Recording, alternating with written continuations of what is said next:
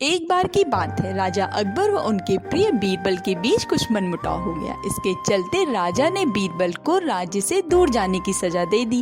इस परिस्थिति में भी बीरबल ने हार नहीं मानी और उन्होंने अन्य गांव जाकर वेश बदलकर खेती करना शुरू कर दिया। अब वह एक किसान के रूप में अपना जीवन गुजारने लगे। शुरू में तो राजा अकबर के लिए सब कुछ सामान्य सा था, लेकिन कुछ ही दिन बीते थे कि राजा को अपनी गलती का एहसास होने लगा। वो अपनी दैनिक दिनचर्या में बीरबल को याद करने लगे थे। जब भी उनके समक्ष कोई मुश्किल परेशानी आती तो उन्हें बीरबल की कमी खूब खलती थी। एक दिन राजा अकबर से रहा न गया। उन्होंने अपने सेनापति को बुलाया और उन्हें बीरबल को ढूंढ लाने का आदेश दिया। राजा की आज्ञा अनुसार हर गांव हर गली में बीरबल की खोज शुरू की गई। सभी सैनिकों ने हर एक कोना छान मारा, लेकिन वे बीरबल को न ढूंढ सके। राजा को जब इस बात की जानकारी मिली तो वे बड़े निराश हुए। अब बीरबल से मिलने की उनकी बेचैनी और बढ़ने लगी थी। अचानक राजा के मन में एक उपाय आया।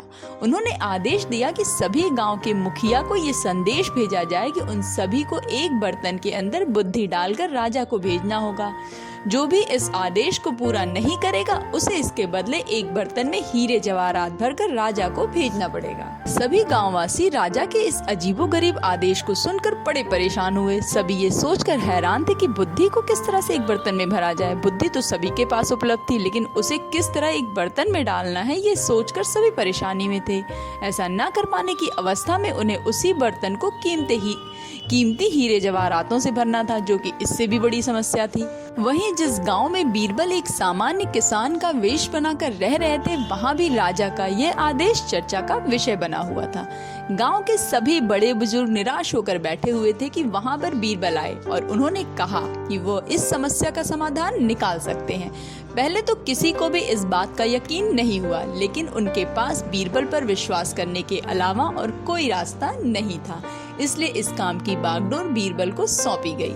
दोस्तों, कहानी आपको अच्छी लग रही हो तो प्लीज मेरे वीडियो को लाइक करना और मेरे चैनल को सब्सक्राइब करना बिल्कुल भी ना भूलना। कहानी को आगे बढ़ाते हुए बताते हैं कि उस वक्त गांव में तरबूज की फसल उगाने का समय था। बीरबल ने तरबूज के पौधे की एक बेल को एक बर्तन में डाला। धीरे धीरे उस बेल में तरबूज का फल लगने लगा और समय के साथ ही तरबूज ने बर्तन का आकार ले लिया। जैसे ही बर्तन तरबूज से पूरा भर गया, बीरबल ने बेल को फल से अलग किया और उस बर्तन को तरबूज समेत राजा के दरबार में भिजवा दिया।